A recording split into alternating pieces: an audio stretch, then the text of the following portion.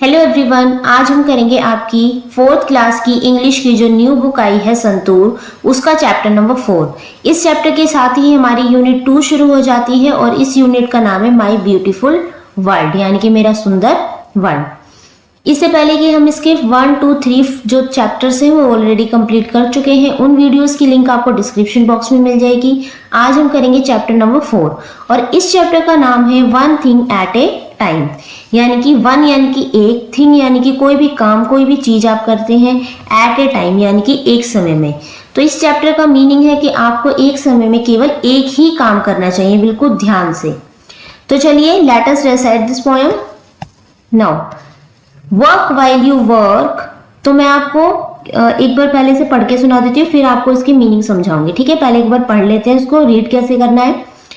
Okay, work while you work, play while you play, to be useful and happy, that is the way.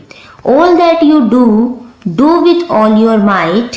Things done by halves are never done right.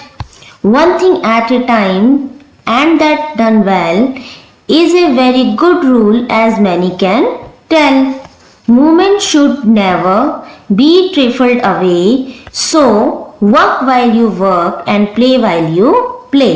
तो चलिए इसकी एक बार अब meaning देखते हैं इसका। तो क्या कह रहे हैं, work while you work, work यानी कि काम, वाइल यानी कि जब, यू माने तुम और वर्क माने काम, यानी कि जब आप कोई भी काम करते तब आप केवल उस काम को ही करें। प्ले वाइल यू प्ले, अगर आप खेलते हैं तो केवल खेलना है। To be useful and happy, ये क्या होता है, जब आप कोई काम, अगर काम के समय में आप केवल काम करते हैं और खेलने के समय पे आप सिर्फ खेलते हैं। ऐसा नहीं है कि आपको कोई काम दिया गया और आप उस काम को छोड़कर खेलने लगे हैं, तो ऐसा नहीं करना है। जो काम जिस समय पे करना है हमें उसी समय पे ही करना चाहिए। क्या होता है, to be useful and happy, अगर हम जो काम दिया गया है उसी समय पे करते तो वो हमारे लिए यूजफुल भी होता है, और काम जब समय पे कंप्लीट हो जाता है तो क्या होता है, हम हैप्पी भी रहते हैं, हम खुश भी रहते हैं। दैट इज द वे, और यही एक तरीका है हमें अच्छे से जीने का, शांति से जीने का, हर काम सीखने का, हर काम ऑन द टाइम करने का। Now all that you do, जो भी आप करते हैं, do with your might. Might क्या होता है, माइट होती है हमारी पावर, हमारी स्ट्रेंथ, यानी कि जो भी काम आप करते हैं, डू विथ ऑल योर, आपकी जितनी भी स्ट्रेंथ है, आपकी जितनी भी पावर है, आप जितना भी अच्छा वो काम कर सकते हैं, आपको अपना बिल्कुल निष्ठा के साथ वो काम करना चाहिए। ऐसा नहीं है कि कोई काम दे दिया और फटाफट से रफा दफा कर दिया आपने, या आपको जैसे फॉर एग्जांपल आपको एक हैंड राइटिंग दी करने के लिए, आपने एक पेज भर दिया बस गंदी सी हैंड राइटिंग करके, मतलब आपने काम निपटा दिया। ऐसा नहीं करना है। जो भी काम आपको मिलता है उसी समय करना है, ऑन टाइम करना है, बहुत अच्छे से करना है, बिल्कुल अपनी पावर और स्ट्रेंथ के साथ करना है। Things done by halves, halves यानी कि अगर कोई भी काम आप आधा अधूरा करते हैं, आर नेवर डन राइट, तो ये बिल्कुल ठीक नहीं है। जो काम अगर आप शुरू करते हैं उसे पूरा ही कीजिए, ये नहीं है कि हाफ करके छोड़ दिया। जब आप हाफ आधा करके छोड़ देते तो वो कभी भी पूरा नहीं होता, ये तरीका भी ठीक नहीं है। तो इसमें क्या बता रखा है, आर नेवर डन राइट, वो कभी भी सही तरीके से पूरा हो ही नहीं सकता। Okay, now one thing at a time, यानी कि कोई भी काम आपको एक समय पे केवल एक ही काम करना है। ये नहीं कि बहुत सारे काम फैला लीजिए, मैं ये भी कर लूंगा ये भी कर लूंगा, क्या होता है फिर कोई भी काम अच्छे से नहीं हो पाता। इसलिए one thing at a time, एक समय पे एक ही काम करना है। एंड दैट डन वेल, तो वो ही काम अच्छा होता है। जब आप एक समय पे पूरी ईमानदारी से, पूरी अपनी पावर स्ट्रेंथ के साथ कोई एक काम करते हैं तो क्या होता है, बिल्कुल वेल होता है, यानी बहुत अच्छा होता है। Is a very good rule, rule क्या होते हैं, रूल होता है कोई भी नियम, तो ये नियम जो है, ये रूल है, ये क्या है, बहुत अच्छा है। एज मैनी कैन टेल, ऐसा सब कहते हैं, ऐसे बहुत लोग कहते हैं। क्या कहते हैं कि एक समय पे हमें एक ही काम करना चाहिए और वो क्या होता है, अच्छा होता है, और ये रूल भी क्या है, अच्छा है। नेक्स्ट है, movement should never be trifled away. Movement should, या मूवमेंट क्या होता है, मूवमेंट होता है कोई भी एक क्षण, एक पल, एक छोटा सा समय। तो शुड नेवर बी ट्रिफल्ड, ट्रिफल्ड होता है तुच्छ यानी कि छोटा, तो कोई भी काम है हमें छोटा नहीं करना चाहिए, समझना चाहिए, कोई भी छोटा या तुच्छ काम नहीं समझना चाहिए। जो भी काम हमें मिला है उसी मूवमेंट पे कर देना चाहिए, क्योंकि वो जो मूवमेंट है, वो जो समय है, वो एक बार चला गया तो वो वापस नहीं आता। So work while you work and play while you play, इसीलिए कहते हैं, सो यानी कि इसीलिए, काम के समय पर काम ही करना है, जब आप काम करते हैं तो काम ही करें, और जब आप खेलते हैं तो आपको सिर्फ खेलना है। ठीक है, तो ये अच्छी सी पोएम है, प्यारी सी, एक बार आप इसे खुद भी रीड करेंगे। नेक्स्ट है, अब इसके क्वेश्चन आंसर कर लेते हैं। लेट अस थिंक, इसमें फर्स्ट है answer the following question. Question number first है why is it important to focus on doing one thing at a time. तो ये क्यों जरूरी है, आप कोई भी काम करते हो उसे पूरे फोकस के साथ करना है, क्यों जरूरी है? तो देखो इसका आंसर यहाँ पर है, is important to focus on doing one thing at a time.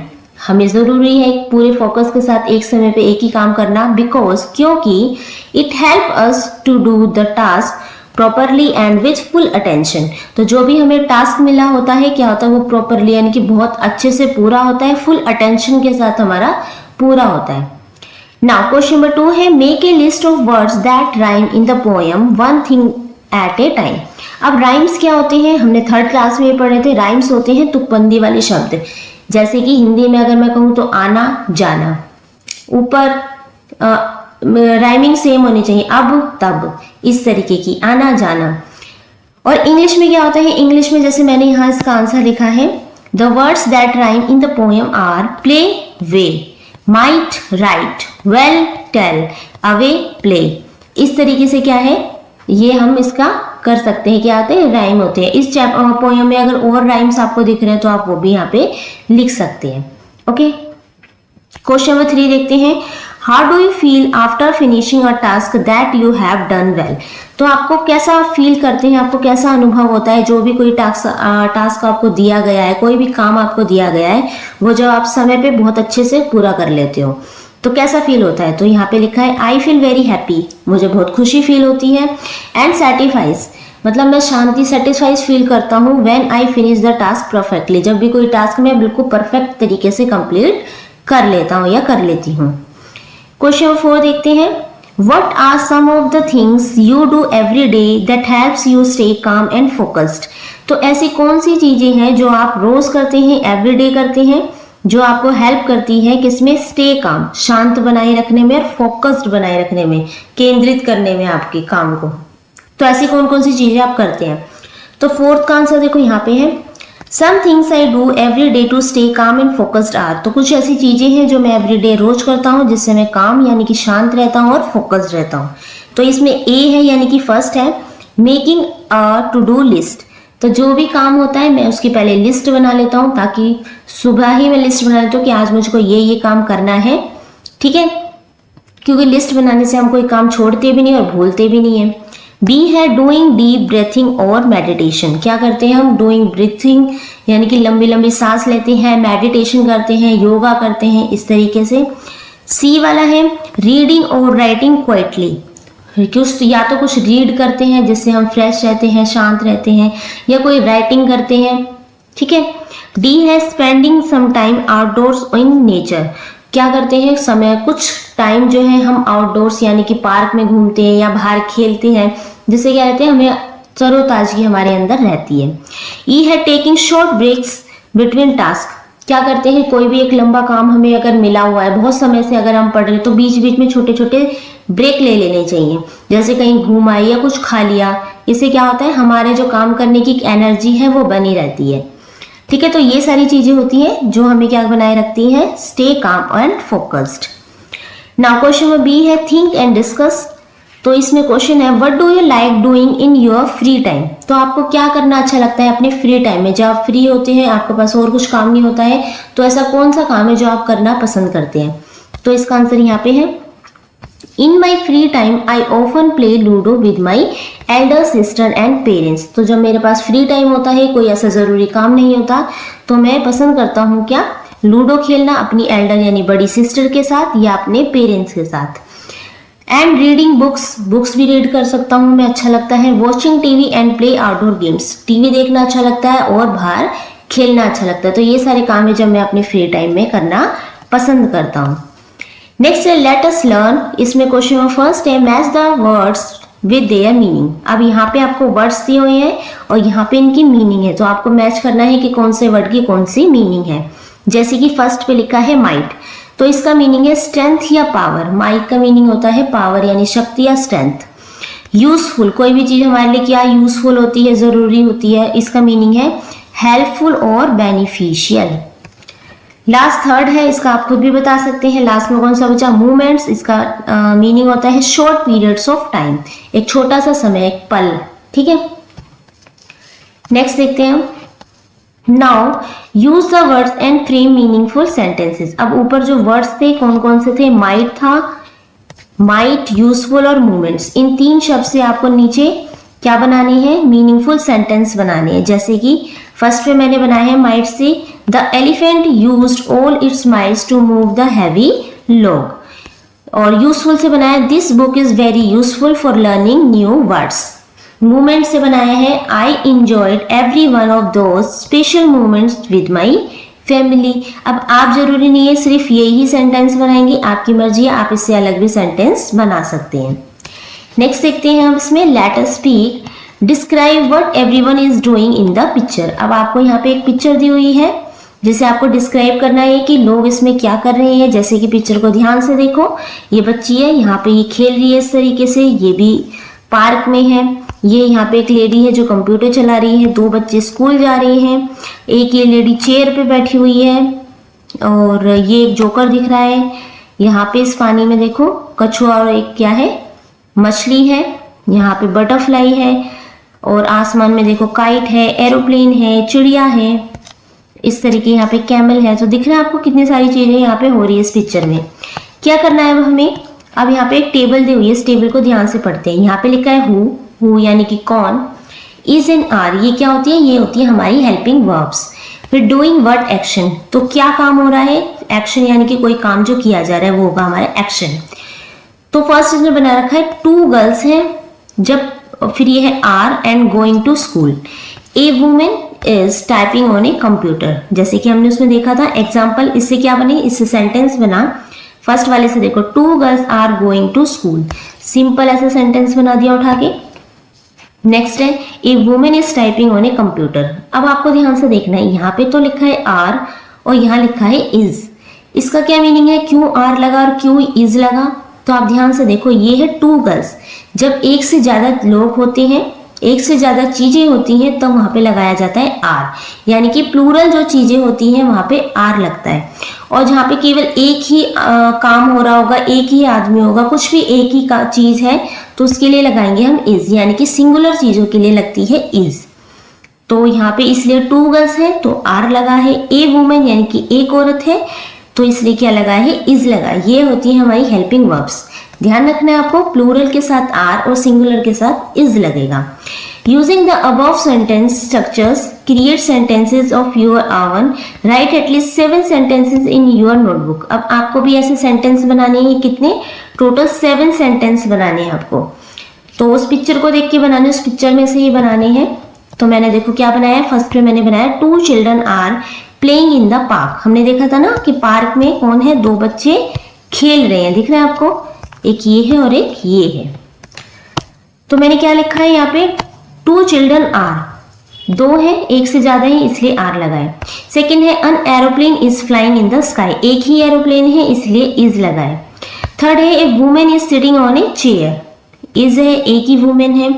Four है camel is pulling a load, is लगा है। A women is climbing stairs, कहाँ चढ़ रही है वो, सीढ़ियों पे चढ़ रही है एक औरत। 6 है a tortoise and a fish are there in the pond, यानी कि तालाब में है। 7 है kite is flying in the sky, पतंग कहाँ उड़ रही है, स्काई यानी आसमान में। तो आपको ये ध्यान रखा है किसके साथ इज आएगा एंड किसके साथ आर आएगा। नेक्स्ट है let us listen the case of missing L, read aloud the following lines. क्या करना है, the case of missing L, कहाँ पे एल नहीं है, कौन सा ऐसा सेंटेंस है जिसमें एल तो लगा है लेकिन हम उसे रीड नहीं कर रहे, तो भी हमारा सेंटेंस कंप्लीट हो रहा है। तो देखते हैं, all that you do with all your might, things done by half and never done right. अब मैंने देखो यहाँ पे एल दिख रहा है, यहाँ पे स्पेलिंग क्या है, HALVES, लेकिन मैं इसे क्या पढ़ रही हूँ, हाफ। क्या पे एल आ रहा है इसमें साउंड में, एल नहीं आ रहा है। तो ऐसे ही नीचे कुछ वर्ड्स दिए हुए हैं आपको, देखो, Your teacher will read aloud a few words to you. Circle the words in which you don't hear the L sound. अब नीचे कुछ वर्ड्स हैं, इनको आपको रीड करना है और उन पे सर्कल करना है जिसमें एल तो लिखा है लेकिन हम उसे रीड ही नहीं कर रहे, एल की साउंड नहीं आ रही। तो देखो हमें उसे सर्कल करना है। फर्स्ट है लीफ, लीफ में एल आ रहा है ना, पढ़ा भी जा रहा है लीफ। हॉल, टॉक, टॉक में एल तो लगा है लेकिन एल की साउंड नहीं आ रही, देखो टॉक, टॉल्क तो नहीं बोल रही मैं, इसे क्या पढ़ते हैं टॉक। तो यानी कि साउंड तो आ रही, साउंड नहीं आ रही है लेकिन लिखा है इसलिए सर्कल लगा दिया। काम, एल की साउंड नहीं है। क्लीन, क्लीन तो में तो है, तो इसमें नहीं थी और इसमें नहीं थी। सिल्क, एल है। पेल, काफ, काफ में एल है लेकिन साउंड नहीं है। बाम, बाम में भी साउंड नहीं है। जेल, शेल्फ, पल्म, पाम, पाम में भी एल है लेकिन साउंड नहीं है। चौक, चाल्क नहीं पढ़ते, चौक पढ़ते हैं। And self. तो ये कितने वर्ड्स हैं? 6 वर्ड है जिसमें एल लिखा है लेकिन साउंड नहीं है, बाकी सब में साउंड है। देखो leaf, hall, clean, silk, pale, gel, self, plum and self. लेकिन जिन पे सर्कल लगा है talk, calm, calf, balm, palm and chalk. Okay, तो ये कौन से वर्ड है जिन पे एल की साउंड नहीं है। नेक्स्ट है let us write down your daily routine in the space given below, tick if they are work or play. क्या करना है आपको, नीचे कुछ आपको डेली रूटीन बतानी है, what I do, work and play. यहाँ पे लिखना है आपको टाइम, ये है आपका टाइम का, और ये है व्हाट आई डू, क्या काम करते हैं आप उस समय पे। वर्क है तो टिक लगाना है, या प्ले है तो प्ले पे टिक लगाना है। फर्स्ट मैंने लिखा है 6:30 AM wake up and fresh up. तो AM क्यों लिखा है मैंने, तो दोपहर के 12 बजे से पहले का जो भी टाइम होता है उसके लिए हम पीछे AM लिखते हैं, और दोपहर के 12 बजे के बाद जो भी टाइम होता है रात के 12 बजे तक, वो कौन सा टाइम होता है, PM का। ओके, तो क्या काम करा मैंने, वेकअप एंड फ्रेश अप, तो उसमें ब्रशिंग टीथ भी हो गया और बाथिंग भी हो गई, तो मैंने यहाँ लिख दिया वर्क किया है, तो वर्क पे टिक लगा दिया। नेक्स्ट है 7 AM to 8 AM। क्या करा मैंने 7 to 8 से, ईट ब्रेकफास्ट, लंच खाना खाया, एंड गो टू स्कूल, और स्कूल के लिए गए, ये भी वर्क हो गया। Then 30 PM return home and relax, वापस घर आए, तो वर्क है ये भी। उसके बाद 4:30 क्या गया, प्ले आउटसाइड विद फ्रेंड्स, बाहर खेले, तो ये हो गया प्ले। 6 PM डू होमवर्क, जो भी होमवर्क था वो कंप्लीट किया। देन 9:30 गो टू बेड, फिर हम सोने चले गए।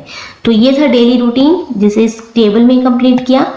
Now write the above routine as a paragraph. अब आपको जो भी रूटीन था उसे पैराग्राफ में लिखना है, जैसे my routine.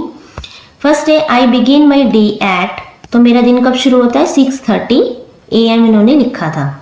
I wake up and then freshen up, after this, इसके बाद क्या करता हूँ, आई ईट माई ब्रेकफास्ट, ब्रेकफास्ट करता हूँ बाय 7:30 AM। यहाँ पे AM नहीं लिखना क्योंकि यहाँ पे ऑलरेडी इन्होंने लिखा हुआ है। नेक्स्ट है आई एम रेडी फॉर, किसके लिए रेडी होते हैं, स्कूल के लिए। My mother helps me to, मेरी मम्मी मदद करती है गेट ड्रेस्ड में, मतलब जल्दी से तैयार होने में। And then I leave for school at 8 AM, तो मैं घर से कितने बजे निकलता हूँ स्कूल के लिए, 8 AM। Now at school, my school starts at 8:30 AM, तो मेरा स्कूल कब स्टार्ट होता है, सुबह के 8:30 बजे। I have 4 periods before recess, यानी कि रिसेस होने से पहले कितने पीरियड्स लगते हैं, 4। When the time on the big clock reads 10:30 AM, the student goes to the playground and play many games together। तो यानी कि जो रिसेस होती है 10:30 पे, तो हम क्या करते हैं, खेलते हैं प्लेग्राउंड में बहुत other games, many other games. Next है the school ends at 3 PM, school कितने बजे खत्म होता है, 3 बजे। ओके, अब ये सबका टाइम अलग भी हो सकता है, क्या पता आपका स्कूल 8:30 की जगह 8 बजे शुरू होता हो, या आपकी पीरियड्स 3 पीरियड्स ही लगते हो सुबह, तो ये सबके अकॉर्डिंग अलग हो सकता है। नाउ एट होम, वापस घर आने के बाद मैं क्या करता हूँ, ये आपको खुद लिखना है, जैसे मैंने यहाँ लिखा है after school I return home and take rest for a while, थोड़ी देर में रेस्ट करता हूँ घर पे आने के बाद। देन बाद में I do my homework and later go out the play with my friends, फिर मैं होमवर्क करता हूँ, उसके बाद बाहर खेलने जाते हैं। इन द इवनिंग, और शाम के समय I eat dinner with my family and finally I go to bed at 9:30 PM, फिर हम डिनर करते हैं फैमिली के साथ और फिर फाइनली हम बेड पे जाते हैं सोने के लिए। This is how I spend my day, ये तरीका है मेरा पूरा दिन स्पेंड करने का, या कहा ये मेरी डेली रूटीन है। तो सबकी रूटीन अलग हो सकती है, जरूरी नहीं है सेम एज इट इज हो, आप अपने अकॉर्डिंग भी लिख सकते हैं। नेक्स्ट है let us do guess the following riddles. अब नीचे आपको कुछ रिडल्स दी हुई है, आपको देखने हैं कि कौन सा क्या मीनिंग है। फर्स्ट है 30 white horses on a red hill, now they chomp, now they stomp, now they stand still। तो क्या होता है 30 white horses यानी कि 30 सफेद घोड़ों की तरह होते हैं रेड हिल, हिल यानी कि पहाड़, लाल रंग के पहाड़ पे। नाउ दे चोम, कभी वो चोम करते हैं, कभी स्टॉम करते हैं, और कभी स्टैंड स्टिल, कभी वो सीधे खड़े रहते हैं। तो क्या होते हैं, ये होते हैं हमारे टीथ। नेक्स्ट है A tall lady in a white frock with a yellow face and a red nose. The longer she stands, the shorter she grows. इसे क्या कहते हैं, ये है हमारी कैंडल। एक टॉल लेडी, लंबी औरत होती है, व्हाइट कलर का उसका फ्रॉक होता है, यानी मोमबत्ती कैसे सफेद होती है, वैसे तो कलरफुल भी होती है लेकिन मेनली यहाँ सफेद की बात की गई है। येलो फेस, जब आप उसे जला देते हो तो उस पर लौ निकलती है ना, येलो येलो सी। एंड रेड नोज, और रेड भी होती है थोड़ी सी लो। द लॉन्गर शी स्टैंड, जितनी लंबी वो खड़ी रहती है, शॉर्टर शी ग्रोज, उतनी वो शॉर्टर होती जाती है, मतलब कम होती जाती है क्योंकि जलती रहती है। नेक्स्ट है hard and brown outside, soft and white inside, who am I, ये होता है कोकोनट। हार्ड यानी कि मजबूत, ब्राउन यानी कि ब्राउन कलर का होता है, कैसा, आउटसाइड यानी बाहर से। नारियल आपने देखा होगा ना, बाहर से कैसा होता है, ब्राउन और मजबूत सा होता है।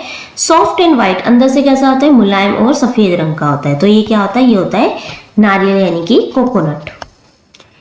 नेक्स्ट है use the space to draw activities that you enjoy doing in holidays. अब आपको क्या करना है, नीचे कुछ एक्टिविटी ड्रॉ करनी है जो आपने अपनी हॉलीडे, यानी कि जब आपके हॉलीडे पड़े थे, छुट्टियां थी गर्मी की, तब आपने वो एक्टिविटी की थी, वो आपको यहाँ ड्रॉ करनी है।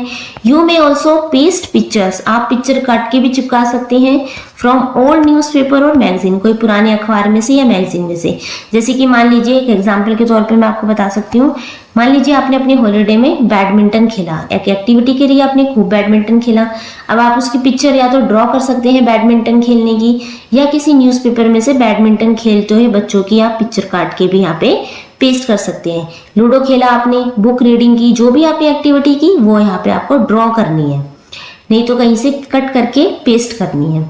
ओके, नाउ ये था आपका चैप्टर नंबर 4 जो आपकी न्यू बुक थी 4th क्लास की संतूर, उसका ये था चैप्टर नंबर 4 जो कंप्लीट हो चुका है। आपको इस चैप्टर में कुछ नहीं समझ में आया, कोई भी क्वेश्चन आपको पूछना है तो आप इसमें कमेंट कर सकते हैं। वीडियो कैसी लगी हो प्लीज जरूर बताइएगा। लाइक शेयर सब्सक्राइब करना ना भूले, बेल आइकन जरूर प्रेस कर लीजिए ताकि कोई भी नई वीडियो आए उसका नोटिफिकेशन आपको जल्दी मिल जाए। And thank you for watching.